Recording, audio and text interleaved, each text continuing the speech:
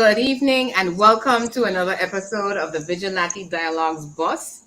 This is a special series I'm doing my show. For those who are new, my name is Shaina Smith Archer, and I have partnered with a colleague of mine, Gary Reimer. He is the host of the BVI Buzz podcast out of Atlanta, Georgia. And for the last 4 weeks, Gary, right? Yes, We've has been been four talking weeks. about the fallout from the Commission of Inquiry, the implementation of the recommendations, the constitutional review, and essentially what's next for us. So we invited a few friends to join our conversation over the last few weeks, and we also have a new one tonight, and I'll let them introduce themselves in a bit. But I just want to do a couple of housekeeping. So for those who are hearing us, this is a simulcast on Solar Radio VI FM 100.5. You can also view the show on Facebook at the Vigilante Dialogue, as well as our YouTube channel, the Vigilante Dialogues. So at any point, if you happen to be listening on the radio tonight, you can always go back and view it or share it with another friend. Um, Conversations have been really good these last couple of weeks, I want to say, and I've been getting good feedback. So I want to say also thank you to the listeners and viewers who have been tuning in and sharing their feedback about what we've been discussing.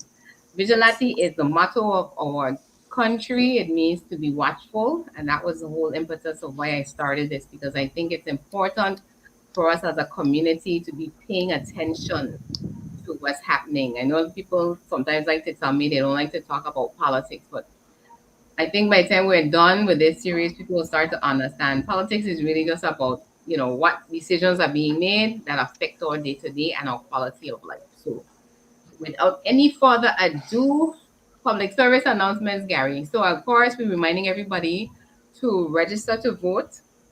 If they are already registered, they should go and pick up their registration cards. And remember, after that, make sure you go and vote. Oftentimes we take our right to vote or our ability to vote for granted and not realizing this was something that was not always the case for our ancestors. This is something that had to be fought for. So blood, sweat, and tears went into this. And so therefore, this generation, we have to take it seriously about what the whole election process is. Gary, that's probably what we talk about the last two shows. Yes, The election agreed. and parties and party politics and all the stuff that's buzzing now. I also want to bring up something. It's interesting. I get feedback all the time. So I was in the parking lot today, and someone mentioned to me that they saw a post that I made talking about referring to persons as national heroes.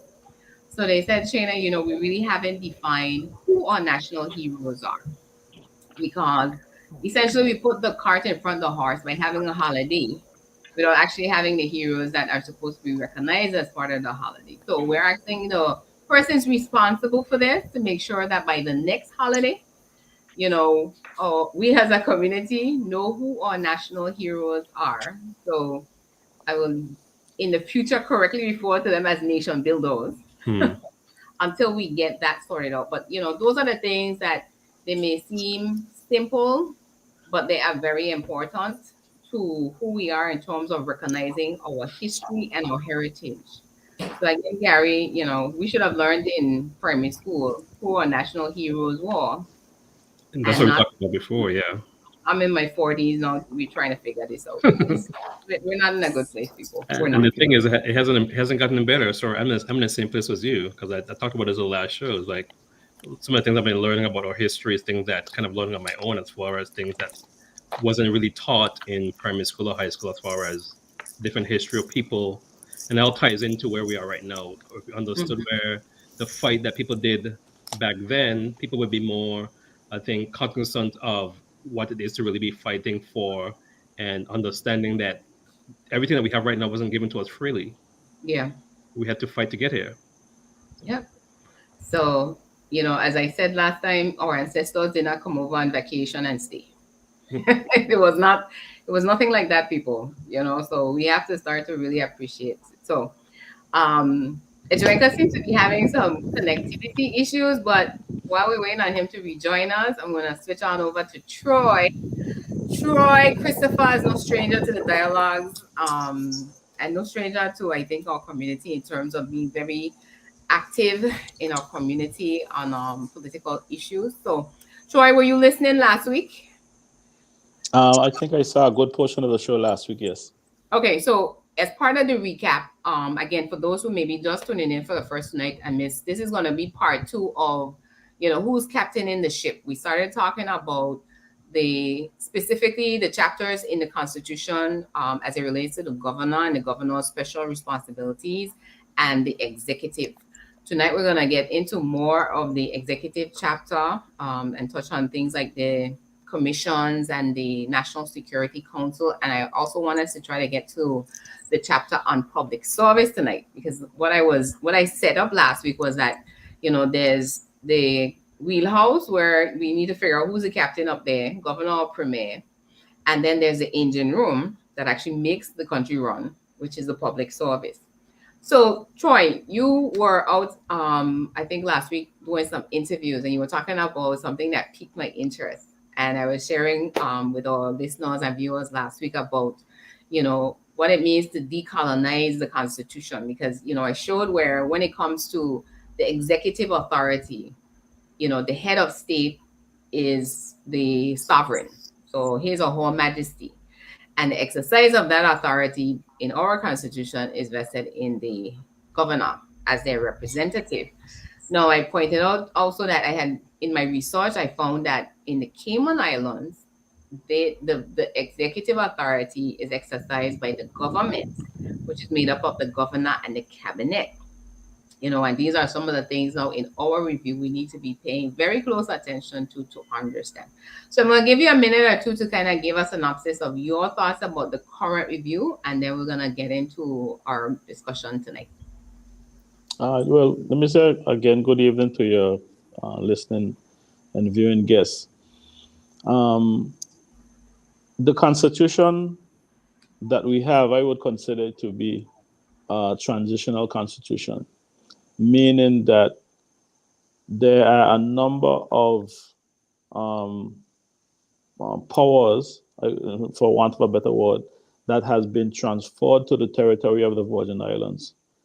But the concept of self-determination means that the right that you have as a jurisdiction or a territory or as a people is something that shouldn't be granted realistically. It shouldn't be granted piece by piece. It is like freedom. Once you have your freedom, it is your right. It is an inalienable right, and it means that it is yours. Now, the agreement that we seem to have had is an agreement with the UK, who would have been we call it the administrating power. The United Nations referred to them as the United Nations referred to them as administrative powers. But the agreement that we seem to have is this a step-by-step agreement in which, as the territory develop, more power is transferred, or more autonomy is transferred, for want of a better word. And this presents us with a challenge. And the challenge becomes, if it is that slavery and colonization was wrong, then the process that we are going through, where we're going through this step by step, requires for us to be informed. It requires for us to be a people who understand what a constitution is. And it seems to me as though, or you talked about our ancestors earlier, this set out to build economic system in which we don't have to rely on the administrator or former colonial power, or the UK, if you want to say that, or Great Britain, for the revenue that we have, for the funds that we have to spend. So that if we wanted to be fully self-governing, we had all the tools that we need and all the funds that we need to be able to provide that environment. And I think by and large, we have been successful at that. I think, though, that the agreement leaves in some old colonial language like crown lands. It gives the impression that the lands in the Virgin Islands is still owned by the Queen or is still owned by the Crown, which is not correct. And when we have things like speeches from the throne, it gives the reference to individuals that the agenda that the governor, who is one of the entities that represent Her Majesty in the territory, he is the one who has set out this agenda. And when I say decolonization, it means that if we are a free people, if the territory of the Virgin Islands is its own jurisdiction, and if you look at the Constitution, it doesn't say British Virgin Islands. It doesn't even say British Overseas Territory. It says the territory of the Virgin Islands, because that is our international status. And we have to start to understand that and make a clear reference to it in that context, or else the belief that a king still commands whatever they want in the territory, or they can exercise powers that we have given to them, is something that we are going to continue to have this mental issues with, in terms of, I call it a mental psychosis, because we are repeating a doctrine. We are repeating something that is something that we have expressed that we want to move away from. You cannot have a democracy where the people are the ones who decide and still say that Her Majesty or His Majesty is the one who has these powers. We can't be voting for people and putting them in office and then having them swear allegiance to the colonial entity. I think those are things that are significantly challenging for us and create significant conflicts. Okay, so when let me bring something. See, this helps illustrate what you were speaking about, and I'm gonna start to get into the convo. I remember when the new governor came and they had the swearing in at the House of Assembly session, and he referred to himself as Commander in Chief. Mm-hmm. What does that mean? Well, for me, we had not heard that term before, and it was a specific departure from who we consider to be the head of our country or the head of our government. And especially at a time when we had a new constitution that gives us a cabinet-style government and a House of Assembly. A House of Assembly in which the governor is not allowed in the House of Assembly unless invited. A cabinet in which the governor does not have a vote, so he can't set the direction. You still consider yourself to be the commander-in-chief. So the easy reference that I use is, if there has been a Emancipation Declaration, but you still teach your children that you are owned by Great Britain, and Great Britain still teach their children that you own these territories, the fact that the declaration has been made, it is wrong, and in writing, you are considered to be your own territory. We still perpetuate this belief. And I have come to the conclusion that even some of the governors who come to the territory, especially if they come to the territory from jurisdictions that do not have an as advanced constitution as ours, they will be making reference to the older legislative council type structure where would exist in some of the overseas territories, and not the cabinet style government that we have. And we are the ones who have to develop a new constitution. If you have been granted a new constitution in 2007, the things that were needed to bring the constitution to life and make it be fulfilled, I think some of those things did not happen, and so we continue with the same practices in government. We continue with the same thought process in the territory. It's almost like we did not really recognize the 2007 constitution and the difference it had made. So we just continue with the same old practices constantly. Yeah. And as a result, there's no changes. Gary Edwinka, any thoughts on that? And then we'll start talking about the National Security Council. Well, I think it kind of goes back to what we talked about last week when we talk about the powers of the governor. So within that, the constitution that we have, the latest constitution, when it states that the power has been granted by so I'll just read the first part of it. There shall be a governor of the Virgin Islands who shall be appointed by Her Majesty by commission under her seal and signet and shall hold office. That's part one.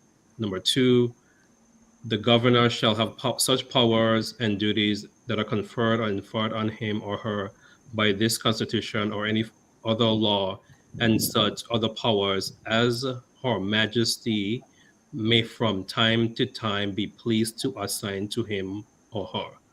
Right there, it states, at any time, whatever powers our constitution decide to give or take away from the governor, His Majesty can decide at any point to assign the governor additional powers. So it goes back to what Troy was talking about. So we have a free people that we're supposed to be managing or supposed to be in charge of ourselves, but the Constitution clearly states that representing at the very top is the UK, represented by the governor, which in turn, that king can appoint from any time, any pleasure, assign and give powers to the governor.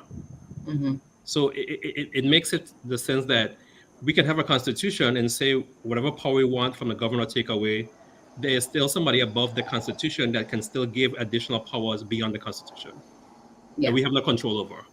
Well, let me say one thing, because sometimes when you talk about the constitution, they said to you that, the Constitutional Committee have said to me, we have what you call a constitutional order, and that is different from a full-fledged constitution. Now, what is the difference? The difference is that the countries in the world that recognize constitutions sit at the table, for want of a better phrase, in the United Nations.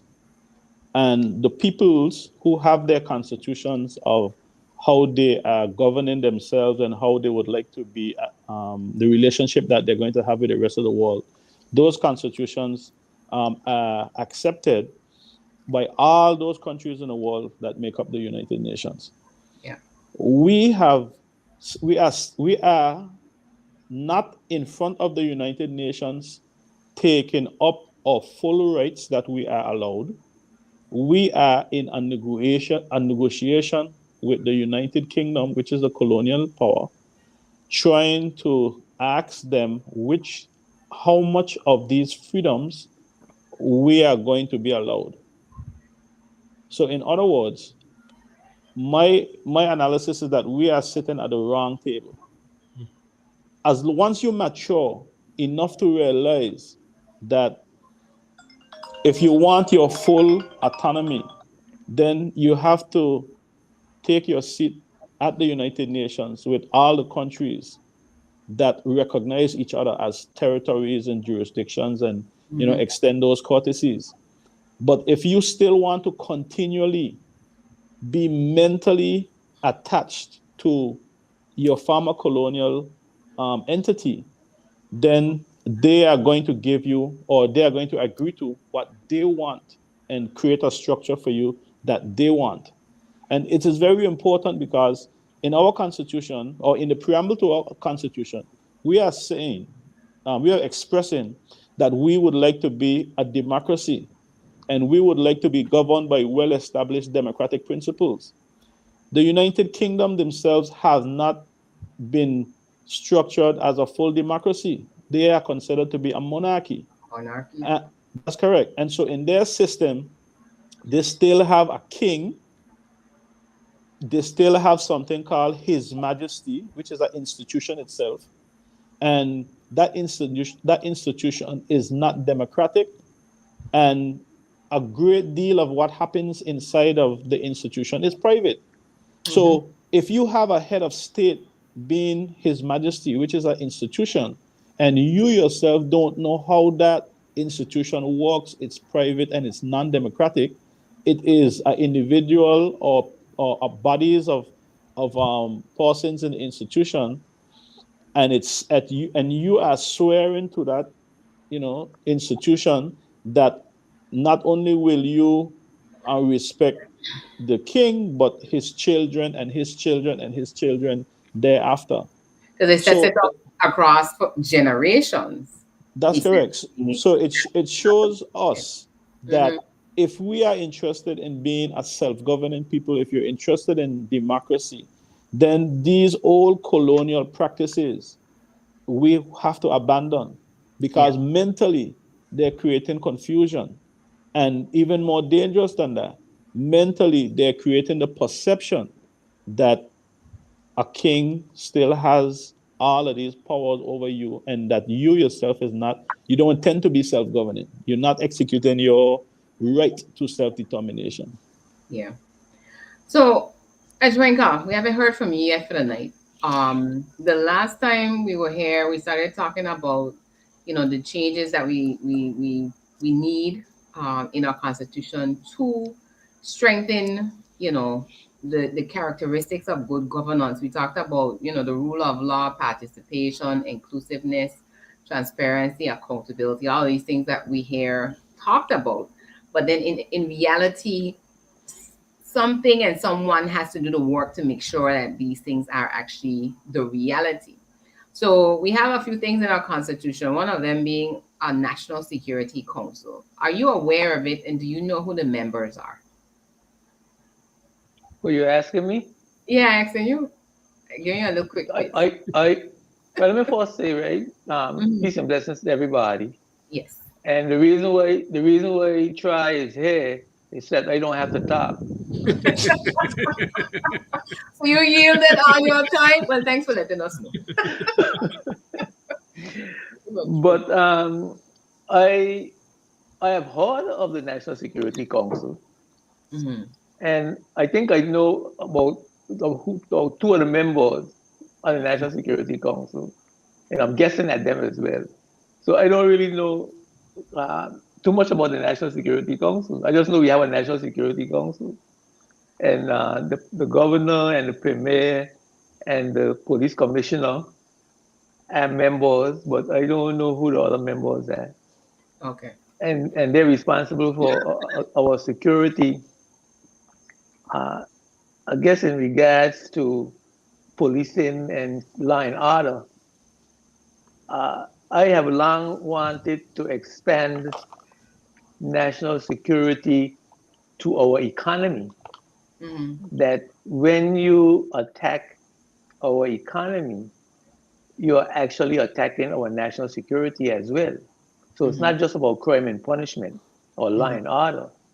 It's about all of these other socio-economic, political aspects of our existence that needs protection as well. So when in my mind, when the United Kingdom act unilaterally to change laws governing our financial services sector that are going to adversely impact our economy, I view that as an attack on our national security. Because if I can't make a living, I can't pay my mortgage, then you're attacking me. Yeah. So I don't see how you could say you're acting in my interest and then attacking my economy and my the ability to buy the bread. pillar, the ability to make the income that is 60% of my treasury, and say looking out after my best interest. So I have Yeah. a challenge with that when it comes to national security. But in regards to what Troy is saying, Mm-hmm. I think that those things, the language is what is a part of the decolonization process that I believe that we can manage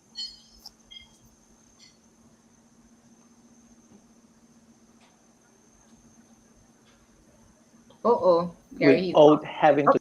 there. Okay, I hear. Yeah. We could stop saying Her Majesty. We could stop saying Crown Land. We could stop saying Her Majesty Government. We could stop saying Her Majesty Prison. We could stop saying Her Majesty Custom. But we could stop saying the Royal Virgin Islands Police Force. We could decolonize, and I think that's what Troy is speaking about. We could decolonize our language and our references to ourselves, which immediately begin to have an impact on our mentality.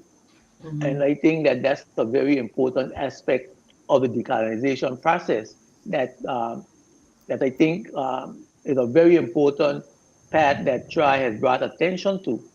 Mm-hmm. That when I hadn't thought about it before, I don't know who else had thought about it, but I think it's a good practice that we need to start right now and stop talking about Krongland. Uh, because you do get the feeling like even though you got ownership, you got your deed on for the land, you feel like uh, the land don't belong to you. I had to ask my aunt, who is my woman of business. Well, when I pay tax for the land, if it's Krong land, and I pay my land tax, if that money Mm-hmm. going to the king, because if the money ain't going to the king, then how the land belong to the crown. So those are little subtle things I think that we take for granted, not realizing the psychological impact that they are having on us. And I'm in full agreement with Troy that we Well, just need well, to change the language. Yeah. yeah. Well, I'll tell you something else because I was overhearing a discussion with a young person who, well, a young man who, maybe probably around 25 or 27 or something like that. And in the discussion, he felt that the the Queen gave us $300 million to spend. If that's how much the budget was. That's how much he figured the UK does give us. And when you try to ask him, well, how you come to that conclusion, he said, well, you keep saying that the UK have to approve your budget. So he figured that the It UK means is the they one give us who the giving money. us the money that we spending. And so I'm just showing you how these types of structures that we have, Mm-hmm. where our ancestors have not only fought for their freedom, but have paid for the land and bought it several times and have created this jurisdiction, and we have something that we have built, and the monies that we spend is something that we have owned and we have control over, but we still give the illusion, or we still create a system where we have to get permission from the colonial entity to spend the money that we have raised in our economy. Yeah. And And and it's a very dangerous position to be in, because whenever you think about the changes that you need, you have to negotiate for those changes or these advances. Well, what if they don't agree that you are free? What if they don't agree that you should be able to spend the money that you raise? What if they don't agree on things? And so the question becomes, are you willing to take or accept the responsibility for and determine your future, because I think that we are open to exploitation and coercion with a system like that. Yeah. And And Troy, let me just interject right there. In terms of, it dawned on me too as well last week, because I was saying to them, I feel as if I'm going to, I took a Constitution 101 to really start to dig into, what the all constitutional order says. And that's a quick point of information for a person. So when Troy is referring to, when you're at the United Nations, you are either viewed as a self-governing country or non-self-governing. And in our case now, we're non-self-governing. So just by that definition alone, if you have any document that you refer to as a constitution, it doesn't give you any sovereignty, because in the international scheme of things, you are looked at as being governed by somebody else, which means they are dictating to you your laws.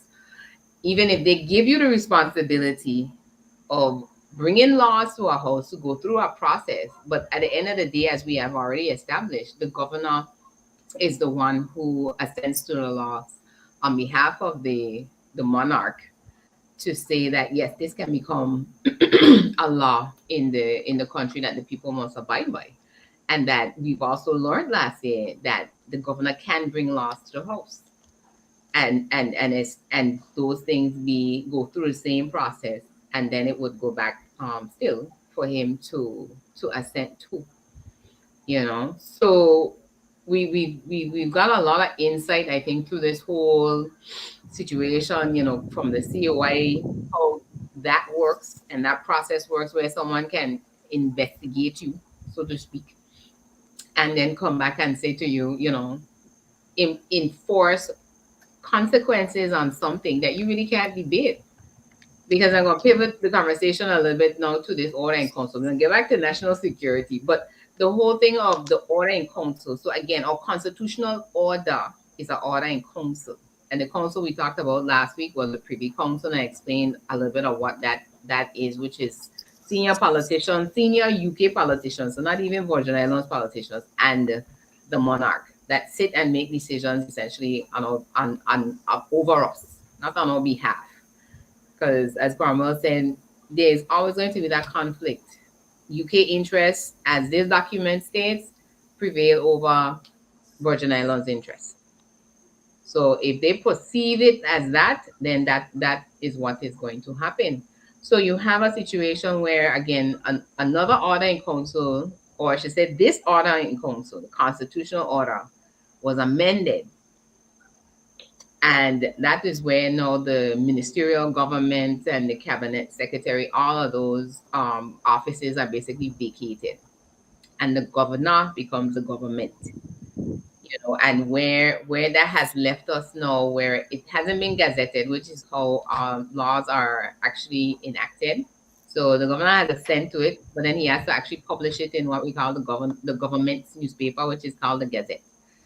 So we have this now here suspended over Troy. What's your thoughts on this whole situation, where some people feel we shouldn't be reviewing it, the Constitution that is enacted, because this amendment isn't enacted, but can be at any time. We just recently had a visit from the Overseas Territories Minister, and he said that until they see further progress on the implementation of the recommendations, that they're not going to, I guess, revisit the conversation of whether or not it's removed, because again, they can just go back and take it off of the book. What's your thought there on that? Well, if you understand what a constitution is, all the rights that you have, and specifically democratic representation from the people through their elected officials. If you are going to suspend the people's right to who they have chosen, again, it points me to the disrespect for democracy. And it's not alarming to me coming from the United Kingdom, the respect for democracy, because even the terminologies that they use in terms of the House of Commons or Commoners, and then the House of Lords, and then His Majesty the King, and you know that it's a monarchy, and the highest powers is vested in this institution. And we have to, again, I'm saying that if you have chosen to align yourself with an entity who themselves have not expressed that full democracy, those principles, those full democratic principles, then this is the type of suggestions or threats. I use it as a threat because they're saying if you don't make the changes that we see, we don't care if you agree with them or not. These are the things that we think need to be implemented. And we have had challenges even in the House of Assembly with how those things are going to be implemented, even if the people are going to get a chance to give their opinion on them. And so the biggest challenge for me is the continuation of emancipation. I use the word continuation of emancipation because it was a lot of hard work and toiling to remove these shackles and remove this type of structure where someone believes that they own you and they can dictate to you without the people having a voice. And this is something that the UK, I'm not sure whether they are going to be able to get themselves out of it. Even within the United Kingdom right now, some of the peoples are saying that they don't like the structure. Scotland, Wales, they're having their own issues with how the UK is treating them as it relates to their rights as well, Northern Ireland as well. Yeah. The people in the United Kingdom as well. Did you know that there was a law that you can't what was it? You can't ask for the monarch to be removed or something like that. Yeah. I was doing some research. So there's so much. And you know, it's interesting though, just to throw in a point of information, because this was something too that I also learned. And again, these things are supposed to be taught in social studies. So we refer to UK and then still Wales, Scotland, and Northern Ireland, when in fact the kingdom is England, Scotland, Northern Ireland, and Wales. That's correct. However, based on when I watch news sometimes, I think England is the kingdom and the rest of us are just along for the ride because they are dictating. And again, guys, this is like hundreds of years of wars and who eventually won the wars. And that is where Wales, Scotland, and England are actually one island. Northern Ireland is the northern part of the island of Ireland. And again, all of that was when they tried to break away, essentially, England was able to retain just that northern section of Ireland. So that's why it's referred to as Northern Ireland. But it is technically a different country within the same thing. Yeah. So and again, these are things where I was like, oh, okay. And then when I came to find out and understand why the overseas territories are not part of the United Kingdom, it's because now we were part of what was called the Empire, Great Britain Empire, which was just the one island with those three countries in it. And how the relationship now, as we're explaining, was essentially the king and their subject. And the king dictates to the subjects, and you go along and you pay your taxes, and whatever is said or dictated to you essentially is what we were expected to do. Until now, things like the United Nations became a reality, and everybody sat around a table and decided, well, hey, everybody should have opportunity to govern themselves. Because the business of slavery was supposedly done away with, and now we're moving into a different era, as it were, back in the early 20th century, that we're still here, as I was saying last week. I was sharing and saying to them, this is 40 years later, because this is the fourth decade of decolonization, and there's still 17 non-self-governing territories, and no one can really give A a reason. plausible reason why Mhm. these territories still exist in this modern age. Well, this is one of the things that the United Nations set out to address with the Committee of 24 and C24 committee, talking about how wrong it is to have this colonization process, and that these non-self-governing territories should be decolonized. And the challenge becomes, if you maintain the illusion that you're still owned by a king, or you're still owned by a queen, then it becomes very difficult for you yourself to accept that that decolonization is something And govern that should yourself, yeah. It's something that's you correct. can do. Right. Because look at and it took me a while, to be honest, to Well, let me understand. pause right here. So Sorry. we thought we were on FM. We thought we were on Tola Radio a while ago, but we actually just popped on. Okay, We were okay. having some technical difficulties. So I just want to greet the listeners now on Tola Radio VI FM 100.3. You're tuned in to the Vigilate Dialogues Buzz. If you were here last week, we're continuing our conversation about the constitutional review and what's next for us. With me tonight, I have my colleague Gary Reimer from the BVI Buzz podcast, along with friends Troy Christopher and Edjuwenka, the host for Umoja. And you can also view the show. So you can go back and view the first half of the show on the Facebook page, the Vigilante Dialogues, or our YouTube channel. And Heritage has graciously given us an extra half hour tonight, guys. So we're going straight up tonight. Since we weren't able to catch the first part. So just wanted to make sure that they're there. And we're going to open up the phone lines. Let me put up the number. It's 284-541-1192. Persons can call us via WhatsApp or on directly with their questions or comments about anything that we're talking about tonight. And you can also drop comments or questions in the comment feed for the live stream. Okay. I think Gary was going to try to throw something in there, Troy. Let's hear from him. Sure, go ahead. Well, I guess my thought process goes back to when we talk about the slavery part and the shackles and those different things.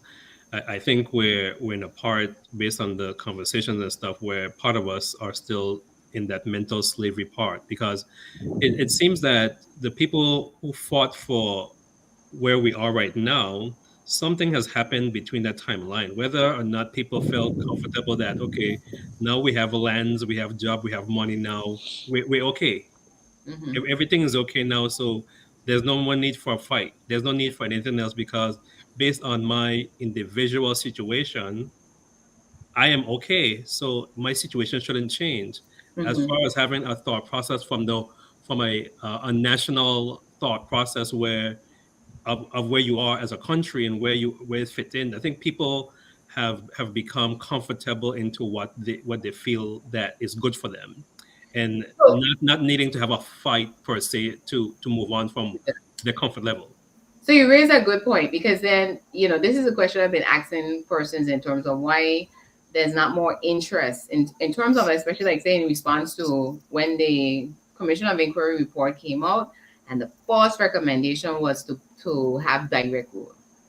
And, some persons were in support of it. But is it that we are generally uninformed by the fact that we are colonized still? So even though we have all these freedoms and responsibilities, like you're saying, affluent lifestyle, decent quality of life could be better. Because we always could have a long list. But is it specifically around the fact that we don't understand that we are still colonized? I think part of it is I think a lot of it is education. I think we don't know. Again, it goes back to these points that we're talking about. We don't know where we came from.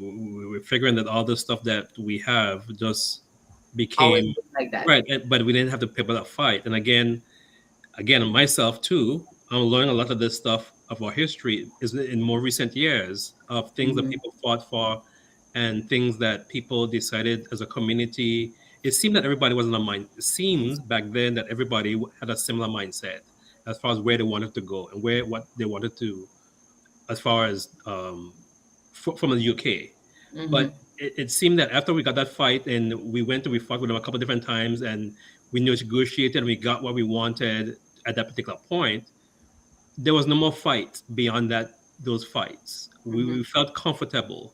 Again, whether or not that's partly because we weren't told or nobody was informed as far as what happened. And as you said, we're still a colony. People aren't realizing what that means. People, oh yes, let them rule us. That's a very dangerous line. They don't realize that's very dangerous and what that actually means as a whole.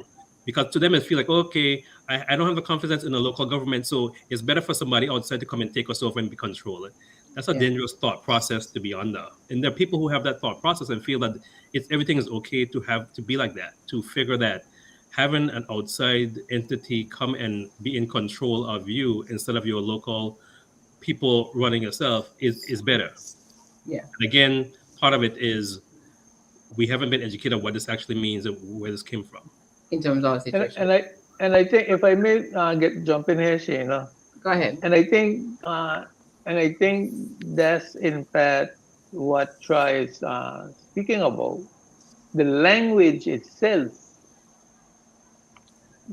is sort of telling us that we are governed by an outside entity, and it's okay to be governed by an outside entity. One of the things I was just thinking about is we talk about the Constitution order as if it is our Constitution. But what it is actually, and try correct me if I'm wrong, but what I understand it to be is a parliamentary decision by the United Kingdom as to how we are going to be governed by them and what level of autonomy they are going to allow us to have in their governance.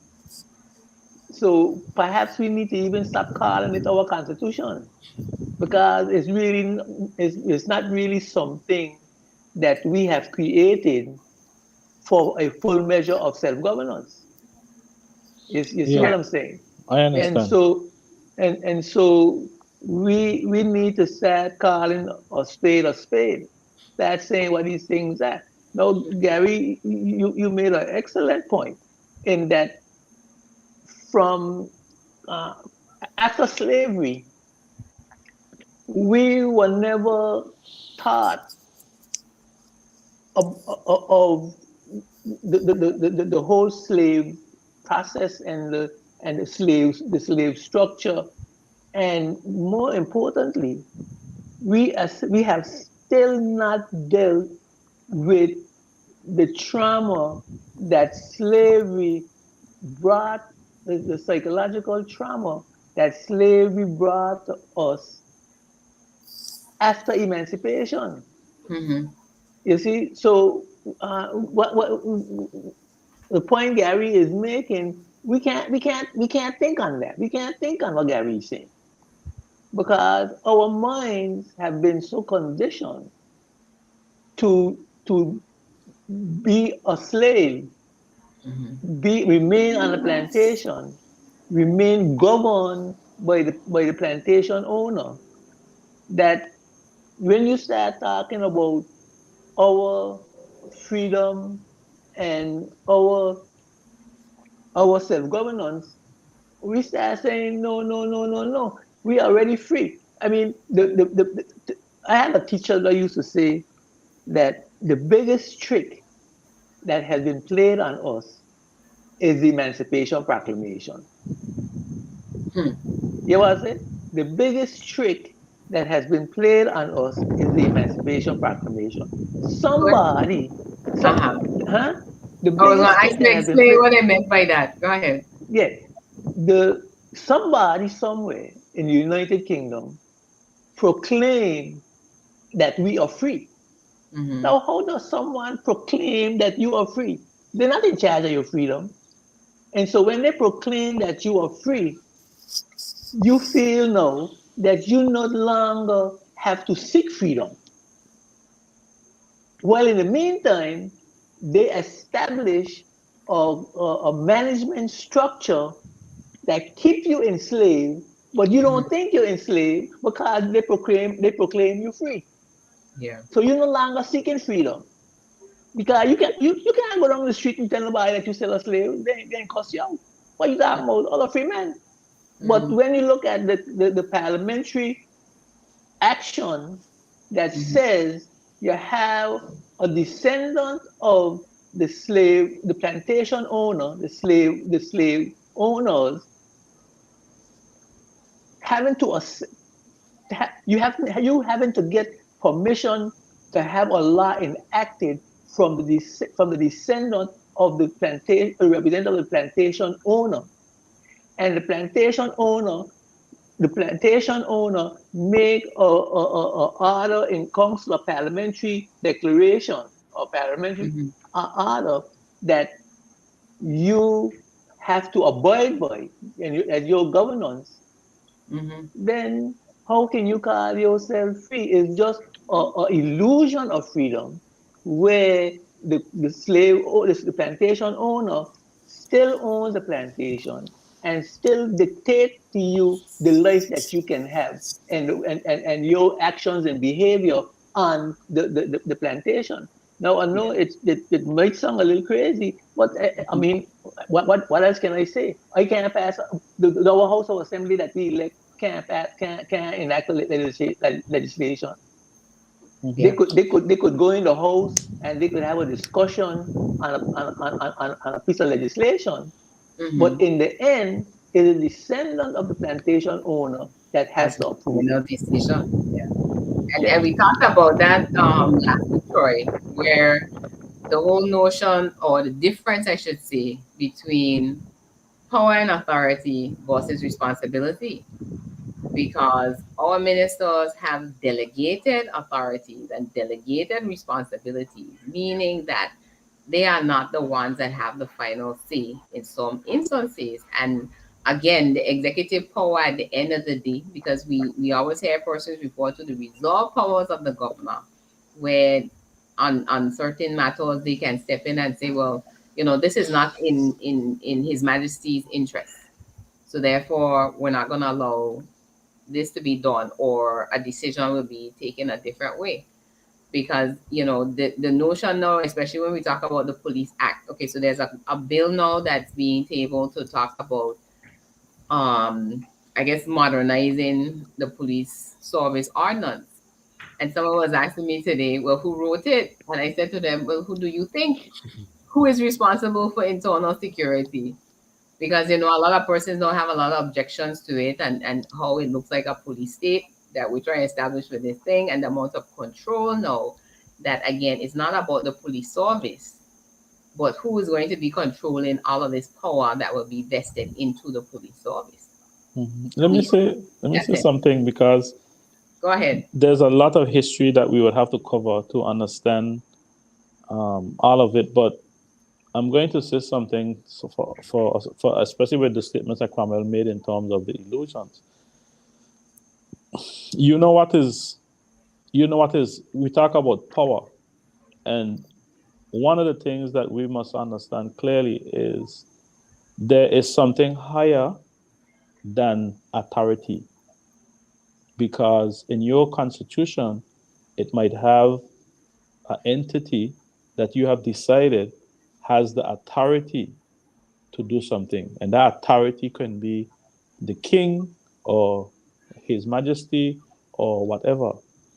But there is something called a right. Your rights. Your rights is higher than an authority. It trumps the authority. It means that we are the ones who have decided that we will give this institution the authority. You can take that back at any time. You have a right to self-determination. It is an inalienable right. The king can't tell you that you don't have a right to self-determination. But if you say that you give him the authority to manage your affairs, then he can say, well, based on this document, I have this authority. But it's important to understand that the right is ours. So I like to make the reference that a constitution is an agreement between the free this constitutional agreement we have is an agreement between a freed people, two sets of freed people. Because if you are not a freed people, then there would be no need for a constitution.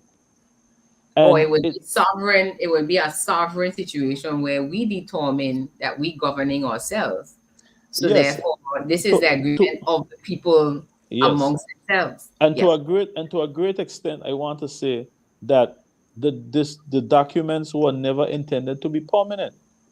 I don't know if you remember when we read in history, right after the Emancipation Proclamation. You were just breaking up a second. What were you just saying before that? You said the documents were never intended to be permanent. This constitution is a transitional document. It's not intended to be permanent. Because after the abolition of slavery, the slaves were abused so badly that they couldn't read or write. In some cases, they were indoctrinated so bad that they did not know what to do with their freedom. And so some of them returned to the same slave plantation because that is where the food was. That is where all the food that they had planted was. They realized that they didn't own any land. They realized that they didn't have the things that they needed for survival. So the slavery process was so horrific that even when even if you got away from someplace, the tools that you need to continue your survival was still owned by your slave master. And so there's a period in which there was an indentured servant period. There was several other periods as you transition to ownership of the land and yourself and your being and these areas that we call now the territory of the Virgin Islands. And so we have been in this transitional phase.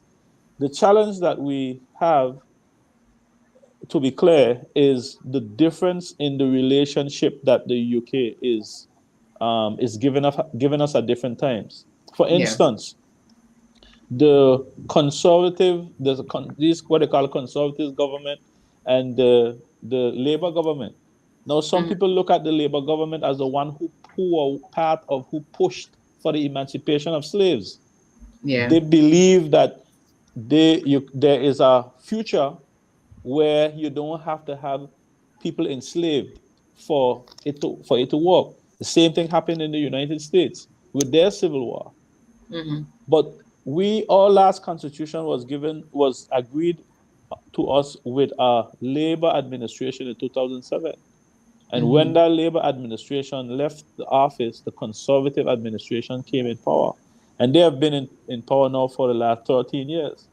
And some of the things that they have been up to while they're in power is even coming out of the European Union. These agreements that they had to create these unions, and there's even now a talk about the UK withdrawing from the European Convention on Human Rights. These are all conventions that countries signed up to respect everybody's human rights. These are the rights that people should have regardless of what. So when you see a conservative government behaving in this manner, it is not strange to me that they would try to either have a COI or threaten to remove your constitutional rights and have direct rule, because it's clear to me that there is another agenda behind of the conservative government and the movement that they have. They are trying to reestablish, they're calling it Global Britain.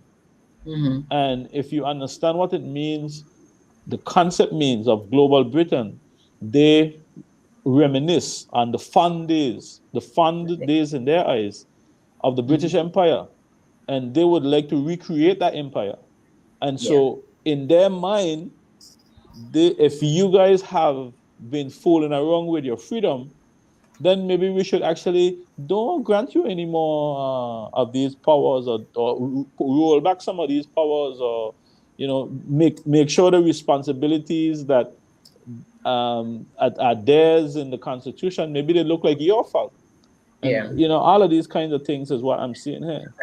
Yeah. Well, And you're gonna if jump in I there. if I may Just, add, yeah, if I may, just want to if I may, remind persons. Hold on a second. I just want to remind persons again. If you're listening via the radio, you can call in 284-541-1192 if you have any questions or comments. And you can also, if you're on the live stream, drop your comments or questions in the chat to our panelists that you would like us to address or share. All right, go ahead and join, Carl. yeah, and I just want to add to what Troy was saying about the resurrection of the United Kingdom Empire. Mm-hmm. And I know what Troy means when he say reminisce about the fondness, but given given Global Britain, document Global Britain, and Mm-hmm. all of what is being said in the media regarding Global Britain and the British trying to establish new relationships, new and different relationships with the overseas territories. All indications to me, having read some of Global Britain and read several articles regarding the British desires, Mm-hmm. it becomes more the resurrection of the empire becomes vastly more important now, particularly due to the fact that Great Britain has is a very serious economic position Mm-hmm. where they need resources and they need markets. They need resources to manufacture products to sell, and they need markets, labor and markets to buy those products because Mm-hmm. their economy is having really serious problems. One article I was reading today talk about Great Britain is going to experience a continuing lowering of their quality of life standards.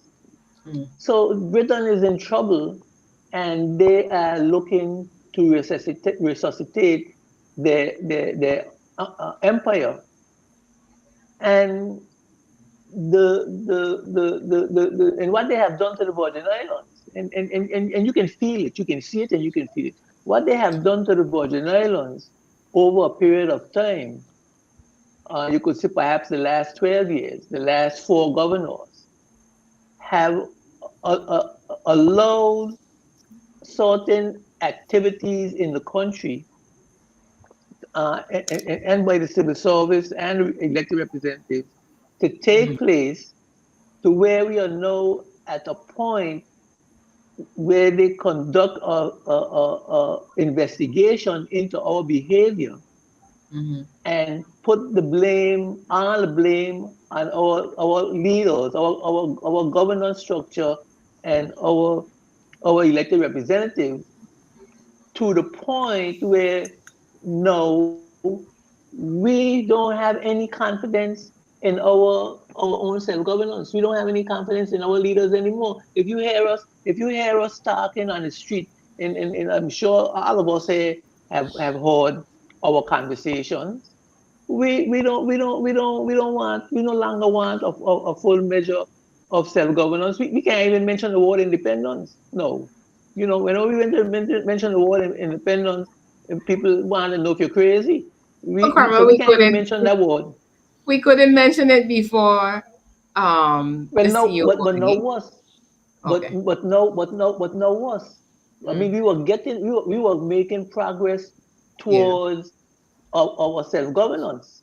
We were coming up, self-determination. We did an assessment of where we were. Dr. Coben did an assessment of where we are in terms of self-governance. Mm-hmm. We were working towards it.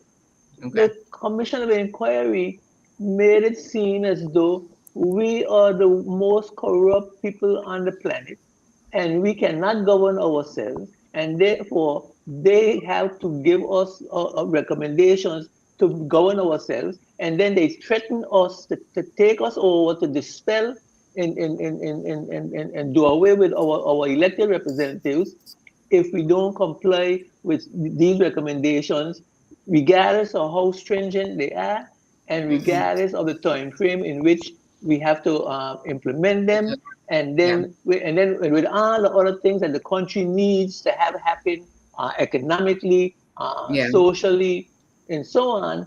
These Mm-hmm. things now are taking up all our space, and we are now in a position where if the British government take over the place right now, what we gonna do? We gonna Yeah. say, well, we saying to ourselves, we deserve it.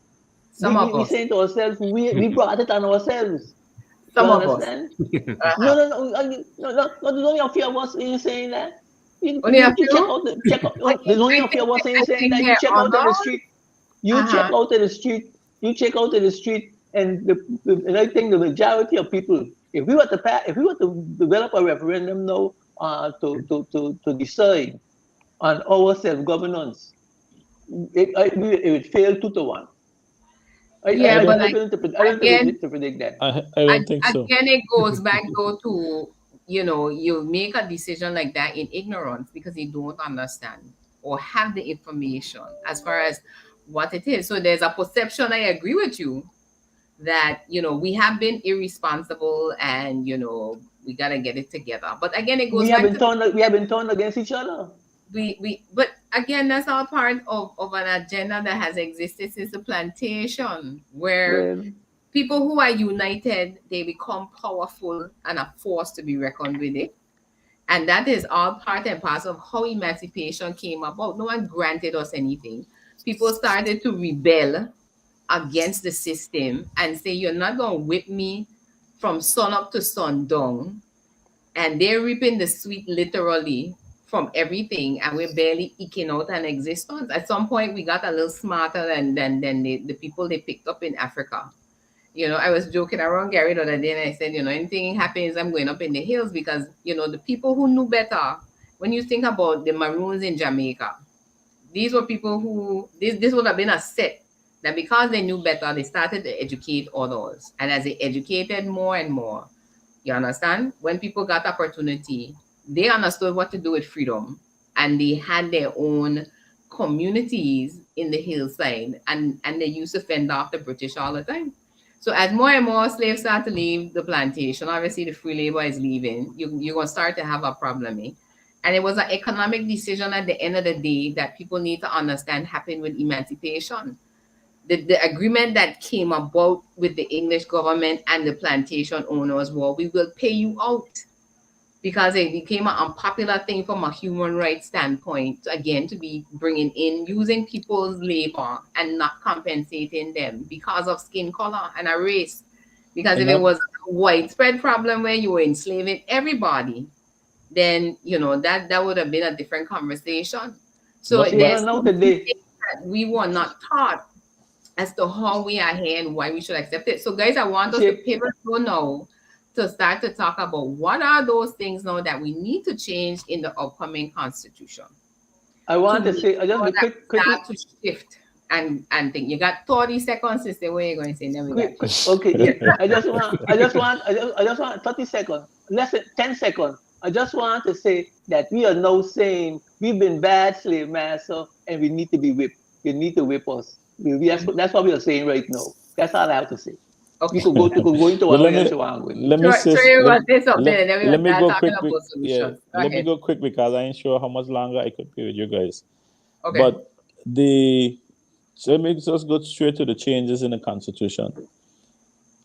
For democracy and self-determination to work effectively, there must be transparency and there must be accountability.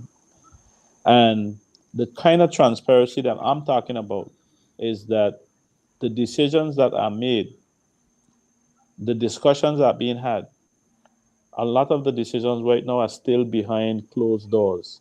You Mm-hmm. go, I heard you making a reference sometime back, where you go off camera and decisions are made when they're modifying certain legislation. There's no reasons why those things can't be on camera. Um, Also, correspondence between the UK government and the Virgin Islands government, those things have to be public. We have to know what is taking place. We have to understand how decisions are made and why, because it is the transparency that keeps, some people say you need integrity, Mm-hmm. but integrity alone can't be maintained if there is no transparency. You're not fearful that Mm-hmm. people is watching and they're going to find out what's happening, and there is no accountability, meaning that you're not accountable to the voting Okay. population. Mm-hmm. And that should be so for the governor as well, or whoever holds the role of our executive power. If you Mm-hmm. have the power to assent to our bills, if you have the power for our security and the police force and external security, your responsibility is not only to protect citizens. You have to protect our economy. You have to protect the financial services that we built. You have to protect our reputation. All of these types of protections is required in security, and Mm-hmm. it is not good enough for me to just imagine that Oh. He dropped off. Yeah, we lost him Yeah, right there. it's not good enough for us to imagine that you are actually looking out for our interests. We need to Yeah. be able to see you looking out Look. for our interests. Yeah, actions speak louder than words. Right there, Joanna. Sure. That's And that that's goes my slogan. that goes back to that goes back to that Freedom of Information Act too, that we've been holding not to Yeah. pass for 15 years. We've have Yeah. draft on draft. Each government for the last 4 or 5 governments have said we're gonna pass a Freedom of Information Act. We're in 2023 now, going into the next election now, so a new government, Mm-hmm. and it's been 14, 15 years that we've talked we're gonna pass one, and here we are. No Yeah. freedom. And you Let know me say that, this again. Let me say this. just to insert this real quick, that is something that I found in the Cayman Islands constitutional order, where as part of their chapter on institutions to protect democracy, or something to that effect, they named that a freedom of information legislation needed to be enacted again as a way to protect the democracy, because as Troy was explaining, hopefully he's able to come back, that the ability of me to go and research things in terms of, again, the decisions being made, you the whole matter of the governor having to say to the cabinet that we're going to make cabinet decisions public. That was a big move when it came to transparency, because we will only hear things being leaked out. Right. And again, that shouldn't be the case. You are making decisions about the public business. These things are affecting us. So we should know and be able to research and know what the decisions were. But, taking again the House of Assembly committee stage off camera, you're negotiating a 300, $400 million budget, and all of that is done off camera. This is taxpayers' dollars we're talking about. But I have a group of people feel that it's okay for them to have a conversation about my taxpayers' dollars and how it is going to be spent on services and infrastructure and all these different types of things in private. I How? just want to say quickly, Shaina, before Try come in, because I know you Mhm. want to finish it. You want to finish it, start. Go ahead. But as far as the Freedom of Information Act, I was a member of the Freedom of Information Act committee under the legislation, the commissioner, Ray Harris, when he was here. I don't know if I When we had remember. the Law Reform Commission. The Larry Farr Commission, the Larry Farr Commission. That was the word that was the phrase I was looking for, the name I was looking for. I was a part of that, and we fine-tuned it down to where it was ready to go to the House of Assembly. And so it's there sitting somewhere on a shelf, and all it needs to do is take it off the shelf and take it to the House of Assembly. It has already been created. The Freedom of Information Act has already been created. and is ready to be debated in the House of Assembly and passed and assented to by the governor. So and then the regulations around it need to be developed, and the facility or infrastructure around it where you can actually disseminate the information needs to be developed as well. So it's there, and I agree that all of these institutions need to be established so that we can have confidence in our self-governance without having to depend on somebody saying something or we hearing something.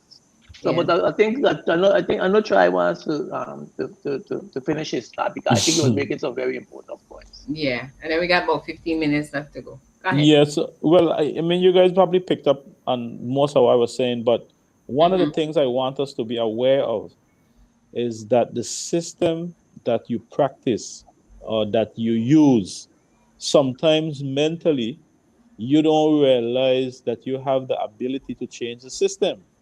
Yes. So it might very well be that this Westminster system that we use or that we have been told to use, we ourselves see the deficiencies in the system as it relates to well-established democratic principles and transparency and accountability.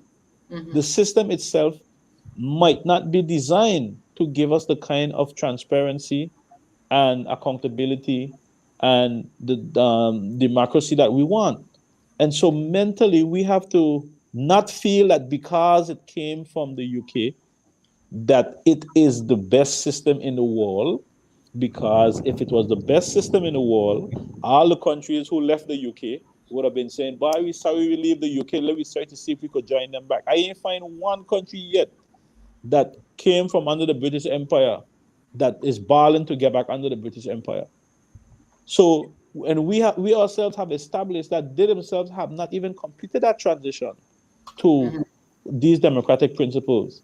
So, as they continue to have problems, we ourselves have to realize that the systems that we are looking for, we have to put them in place. We are the ones who have to analyze, talk to different countries in the United Nations, find out what works this way, how does this come about, and continue these relationships with other countries in the world who can guide us sometimes and help us with the thought process. But it seems like we have advice. Our only advice is coming from the British. Yes, and that's a fundamental problem.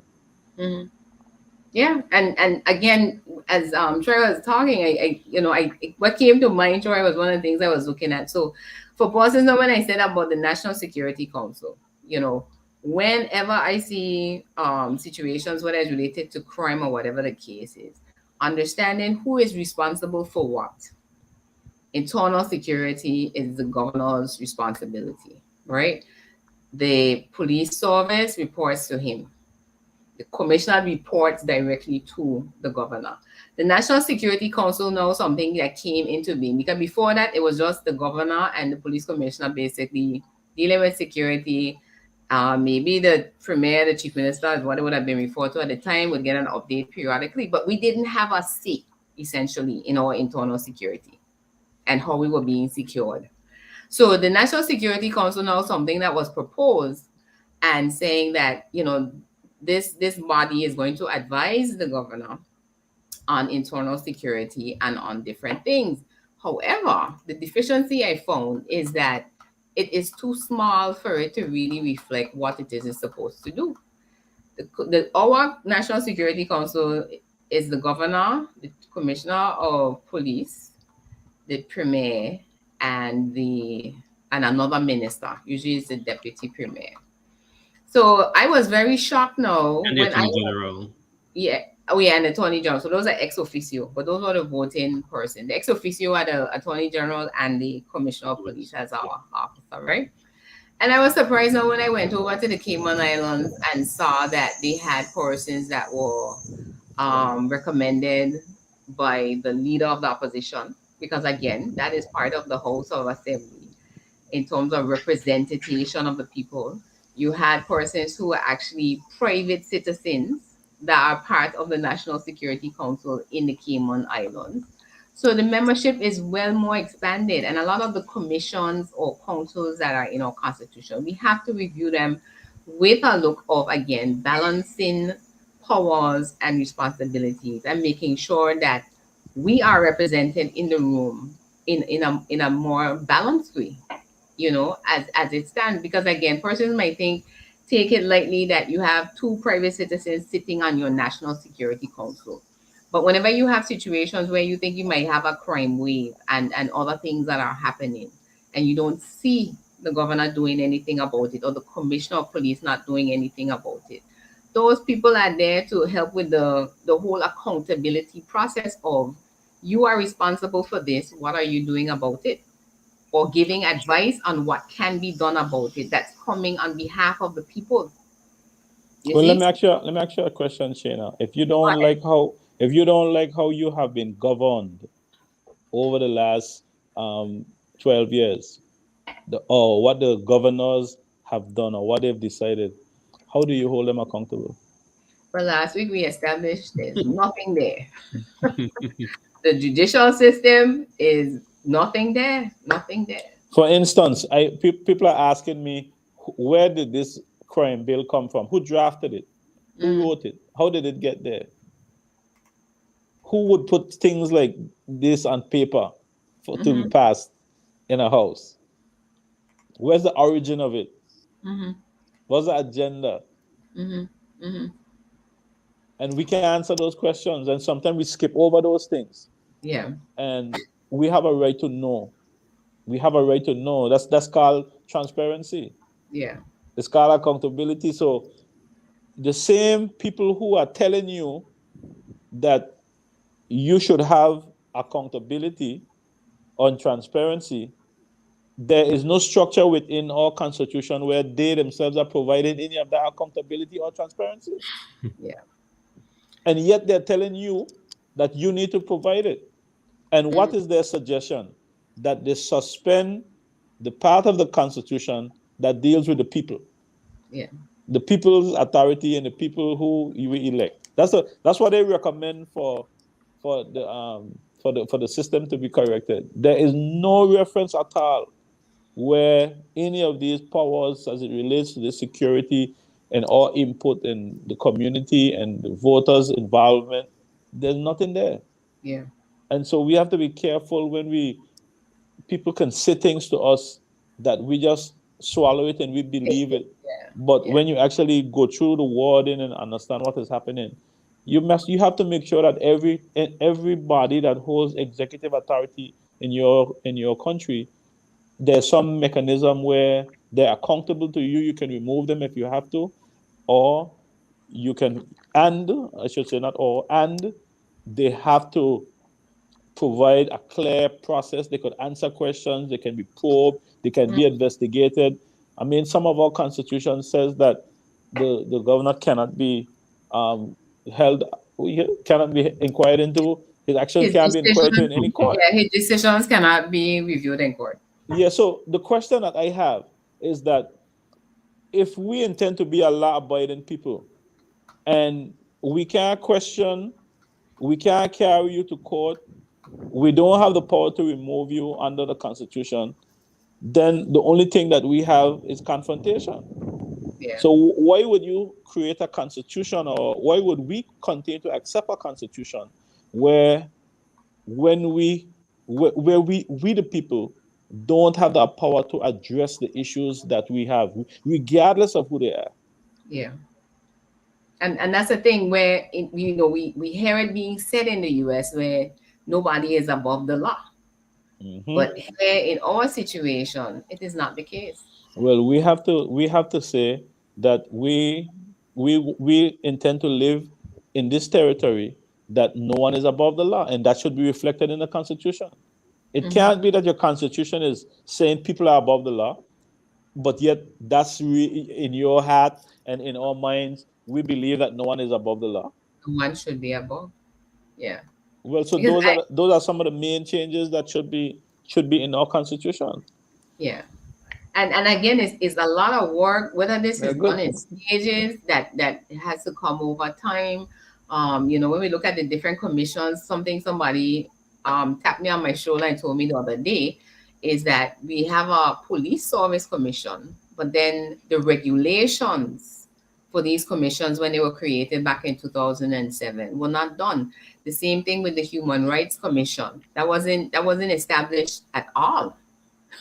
You have the digital and law. I'm not too sure what's the status of that. I know for the Public Service Commission, we've been waiting for at least 2 decades for a new Public Service Management Act, because again, the general orders are archaic.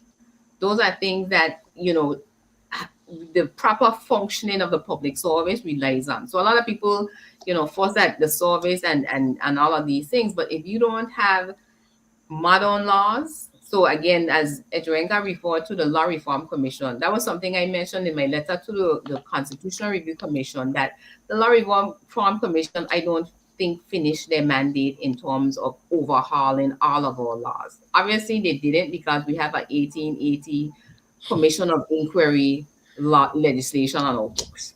We're not supposed to have anything on there over 100 years old. That is insane, whether you're using it or not. But that's to tell you that the mindset that we have allowed to continue over the years has to stop. Because if we're going to progress as a country, and to address what you were saying, Edwinka, and we're going to touch on this in the next show, all of these things didn't just happen to us. Somebody led us here. And the quality of leadership, whether it was political, community, business, public service, all of these are things that we have to get into going into the next election, and understanding the decisions now that have to be made in terms of who is going to lead us forward. Because we as a collective people would say, yes, this is what we want. But then, for our constitution advancement to stall for so long, it says to me that the leadership, didn't have these things as priorities. And we have to make sure now that we have leaders that have the things of the people as priority, that make sure we get where we need to go. Because as Troy is saying, it's either this is going to come peacefully, or there's going to be resistance. There's no ifs, ands, and buts about it. And we have to again start to educate ourselves more. Somebody dropped in the show chat talking about education is needed, and the election process is a good starting point. Understanding a lot of these different things in terms of what it is, and more importantly, what it isn't. The governor is not a referee sent here to keep us in order, and when we get upset with each other, we go down and complain. He is not the complaints commission. That is why one was created. And if people don't understand again what a complaints commission is, they're not going to use it to bring about change in the system that will be something that is effective and gets us where we need to be. So guys, we running out of time, so I want everybody get their 30 seconds in and we wrap up. Who wants to go? So go ahead, George. Let me go first. I would just advise anyone running for office or elected officials to be open, transparent, and try to make the process as open as possible. Sometimes the system swears you to secrecy. Sometimes the system is designed for you to not tell the public everything. We have to resist that. We have to make those changes in the Constitution. I don't know what representation the Premier has made to the Constitutional Review. He has not said publicly the things that he would like to see changed in the Constitution. But it is important for the public to have trust in the system, trust in the elected officials. And you need to offer the public a significantly more transparency, not only from the elected officials, but even that recommend that it extends to the governor's responsibility as well as it relates to the police force and any kind of security that we have. So the public itself can see. It helps us to make more sound decisions. And when we know that we have the ability to recall. There's a recall legislation if you don't like what individuals are doing, or you have term limits so that people can't be there forever.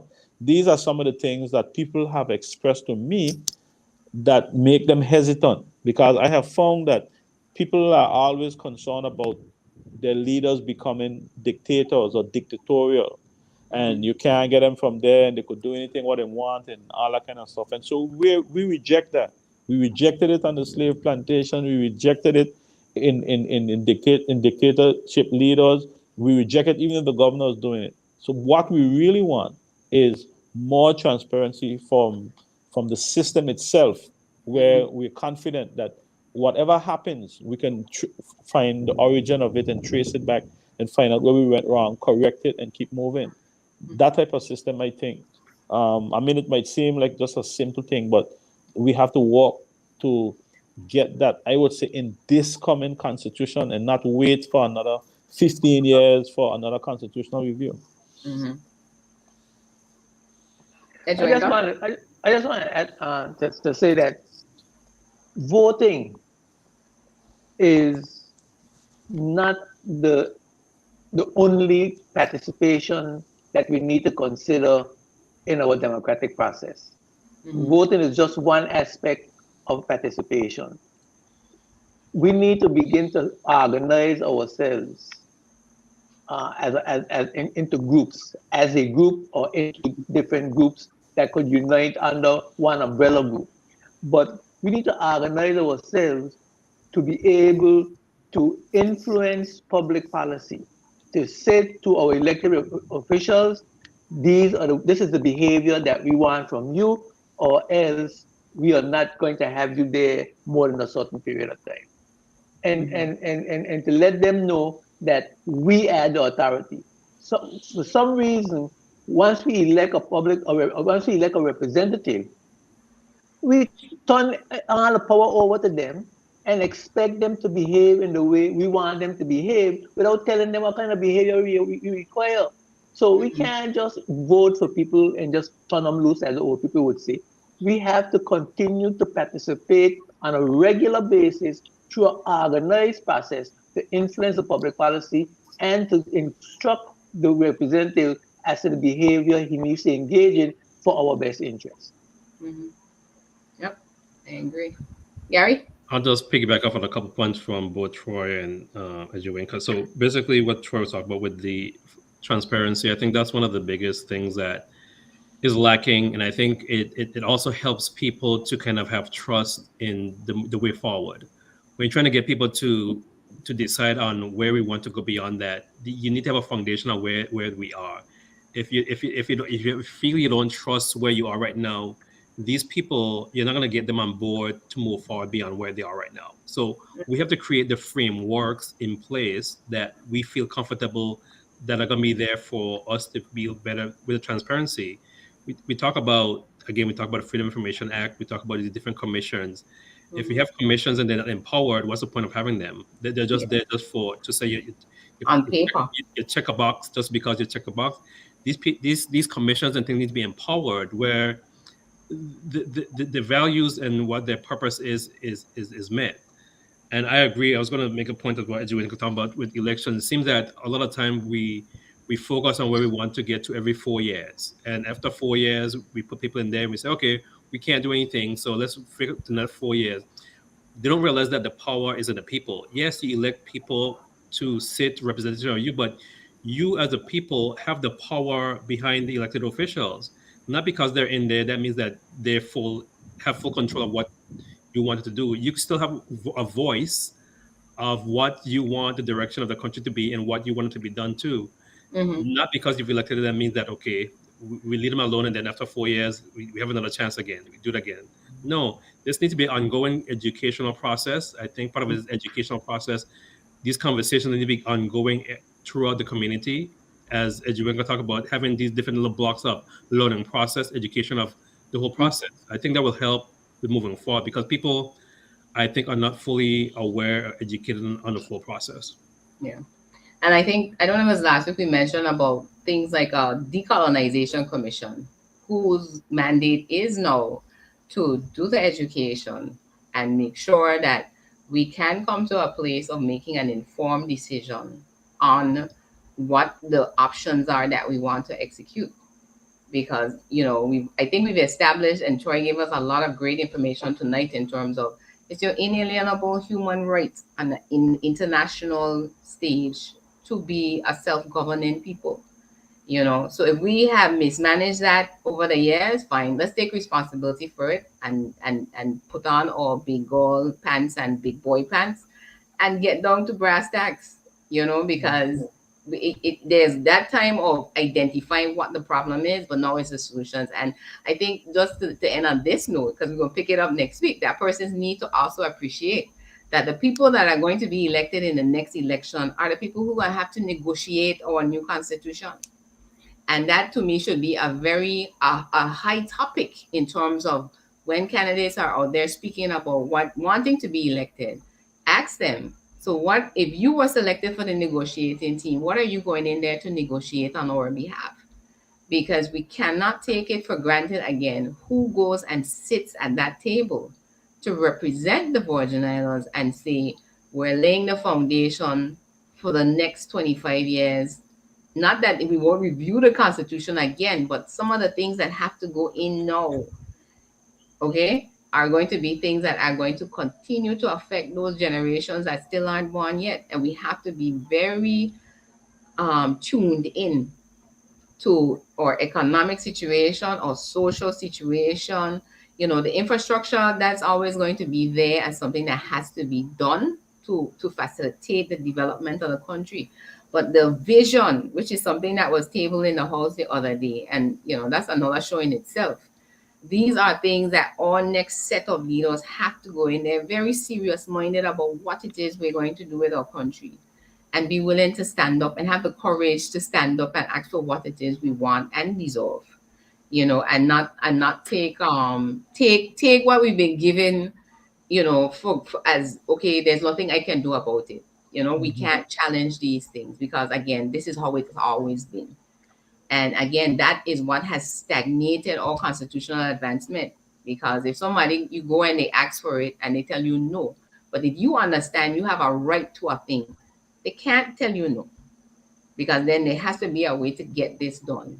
And you have to be willing and courageous enough to get it done. So guys, we're gonna stick a pin in it here and be back again next week to pick it up.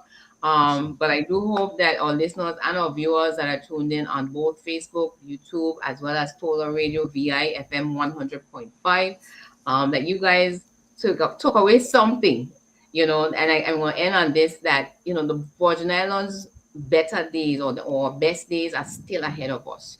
So yes, we're going through a very tumultuous time. When we started this series, we talked about where we were caught in a perfect storm. And the word perfect is kind of misleading because a storm is never a good thing.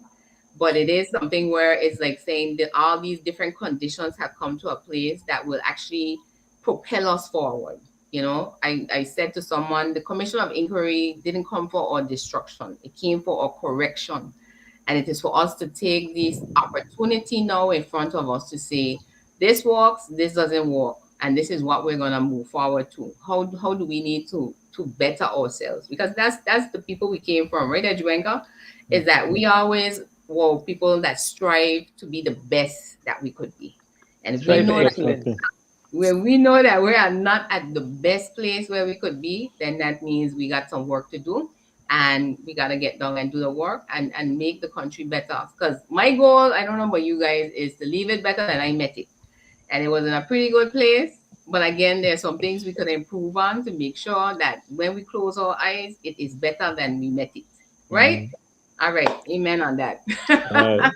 So unity is the key. Unity is the key to our success. Unity, exactly. So just a reminder, this is something I picked up from Abraham Lincoln a few weeks ago. Democracy is the government of the people, by the people, for the people.